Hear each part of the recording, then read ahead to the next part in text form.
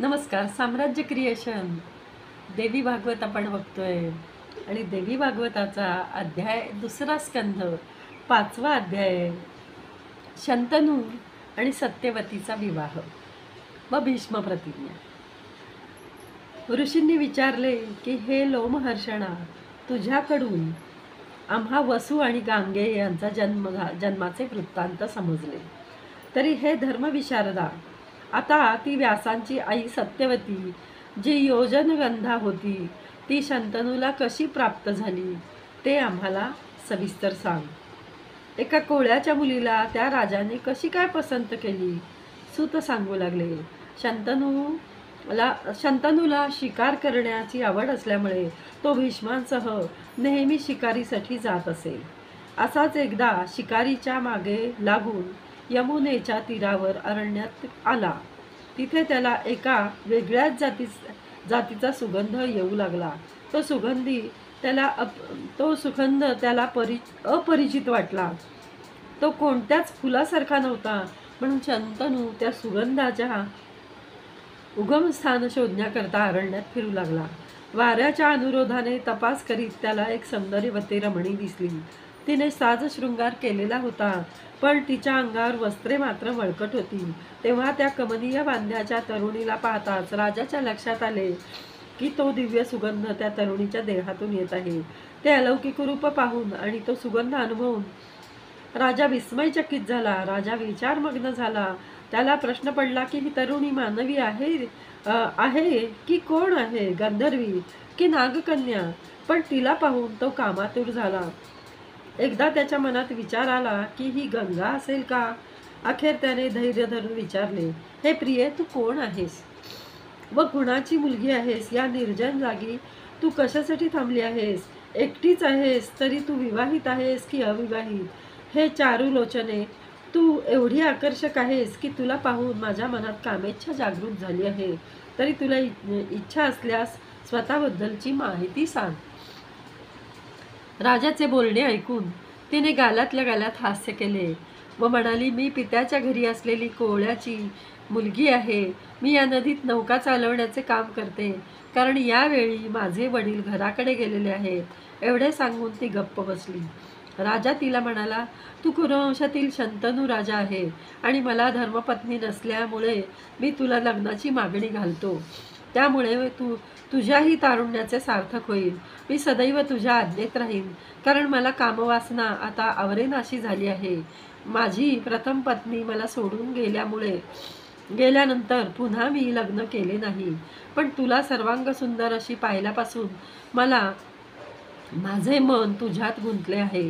राजाचे गोड बोलणे ऐकून संतुष्ट झालेली ती तरुणी राजाला म्हणाली, हे राजा, तू सांगितलेस त्याच्यावर माझा विश्वास आहे, परंतु मी स्वतंत्र नसल्यामुळे तू माझ्या पित्याला भेट.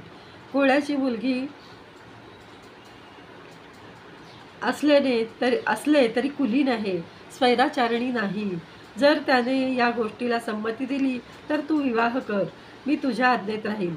तुला फक्त कामवासना दुःख देते आहे असे नाही. माझ्यासारख्या नवतरुणींना तर ती जास्तच दुःखी करत असते. परंतु धीराने कुळाच्या मर्यादांचे रक्षण हे तर केलेच पाहिजे.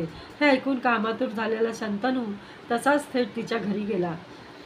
राजाला आपल्या घरी येताना पाहून तो दाशराज चकित झाला.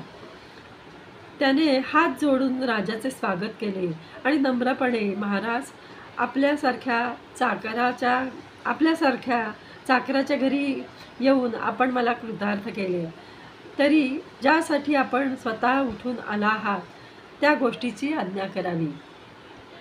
राजा म्हणाला, हे निष्पापा, मी तुझ्या मुलीला धर्मपत्नी करून घ्यावी असे योजून तिला मागणी घालण्याकरता आलो आहे.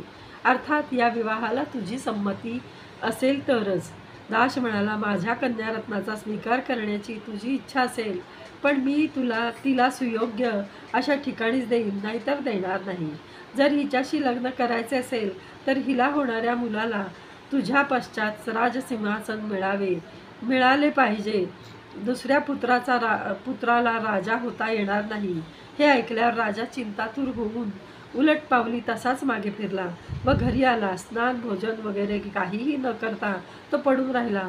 त्याला काळजीमुळे झोपसुद्धा लागली नाही. अशी त्याची अवस्था भीष्माच्या ध्यानी आली. तो राजापाशी गेला. तो म्हणाला, महाराज, कुणा बलवान शत्रूची चिंता असल्यास सांगा, मी त्याला तुमच्या चरणापाशी घेऊन येतो. कारण पित्याच्या दुःखाचा जो नाश करणार नाही तो पुत्र जन्मून काय कामाचा. तो पुत्र नव्हे तर पुत्रजन्मीचा घैडेकरीच होय, यात शंका नाही. पित्याच्या आज्ञेवरून दशरथ नंदन राज्याचा त्याग करून पत्नी भावासह वनात चित्रकूट पर्वतावर जाऊन राहिला. त्याचप्रमाणे चंद्राचा पुत्र रोहित याला स्वतःच्या वडिलांसाठी विकले. स्वतःलाच वडिलांसाठी विकले आणि ब्राह्मणाच्या घरी चाकर होऊन राहिला. तसाच अजिरगर्ताचा पुत्र शुनश्चेप याला विकून टाकला.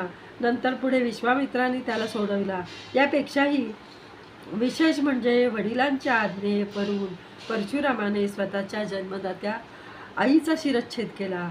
त्याने गुरुच्या आज्ञेपुढे योग्य व अयोग्य याचा जरासुद्धा विचार केला नाही.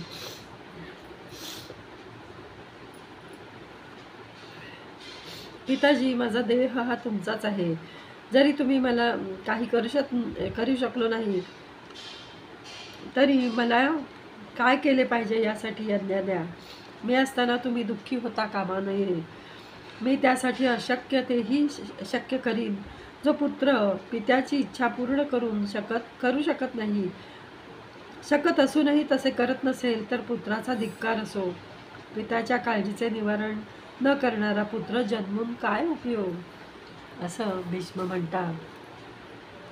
सूत म्हणाला, मुलाचे हे बोलणे ऐकून शंतनू मनात लज्जित झाला.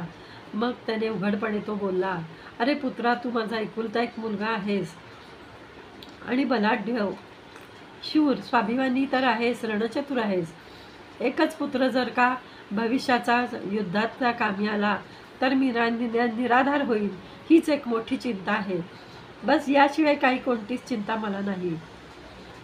एवढे ऐकून भीष्मांनी मंत्र्यांकडे जाऊन त्यांना म्हणाला की माझे वडील संकोचामुळे मला चिंतेचे खरेखुरे कारण सांगत नाहीत, तरी आपण त्यांच्याकडे जाऊन ते कारण जाणून घ्या आणि मला काय ते सांगा, म्हणजे मी त्यांची इच्छा पूर्ण करीन. तेव्हा सर्व मंत्री राजापाशी आले, काळजीचे कारण जाणून घेतले, भीष्माला सांगितले व त्यांनी भीष्माने बराच वेळ विचार केला आणि मंत्र्यांसह तो यमुनाकाठी दाशराज कोळ्याच्या घरी गेला. तिथे त्याने उभयतांना खालीलप्रमाणे संभाषण सांगितले. भीष्म म्हणाला, हे दाशराज, माझ्या पित्याकरता तुझ्या मुलीला मागणी घालण्यासाठी आलो आहे. अर्थात ती माझी माता असेल व मी तिचा दास असेल. कोळी म्हणाला, हे राजपुत्रा, त्याऐवजी पत्नी म्हणून तू का स्वीकार करत नाही?